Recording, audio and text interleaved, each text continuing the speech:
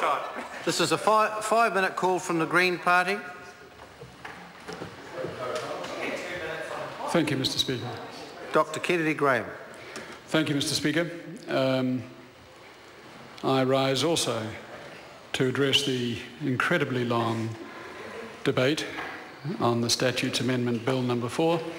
Let me begin with a confession tonight that I am, I think, less blessed than Rick Hudson. It has not come as an unbridled pleasure to address the Statutes Amendment Bill number 4. Rather something akin to a bridled responsibility, one that comes from serving house duty on a Wednesday night immediately after dinner. So be it. We can all measure up to our responsibilities. My contribution will be mercifully fleeting to myself and everybody here tonight. I was searching, sir. I did not serve on this committee, so insights have not automatically flooded in.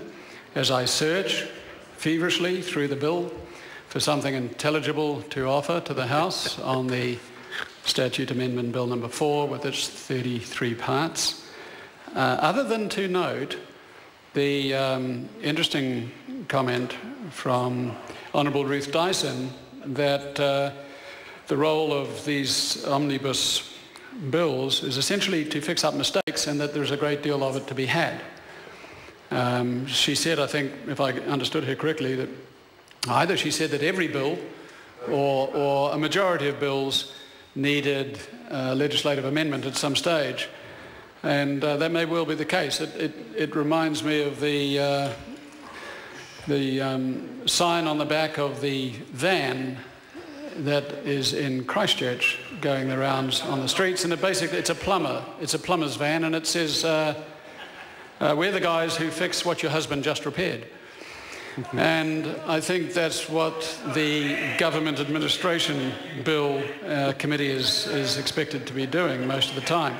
It does raise the question in terms of parliamentary procedure as to whether we could have some alteration to our procedure, because if in fact a majority of our bills actually come through the legislative process that we have constructed, and then we find within a short time that they require amendment, we could ask ourselves whether the Committee of the Whole is an adequate vehicle or sufficient. It may be necessary, but whether it's sufficient to act as a filter for all the legislative problems we might be bequeathing.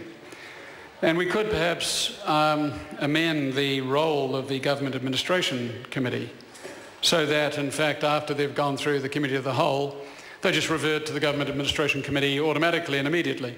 And the Government Administration Committee could patch up what the Committee of the Whole has not succeeded in doing, or after the third reading.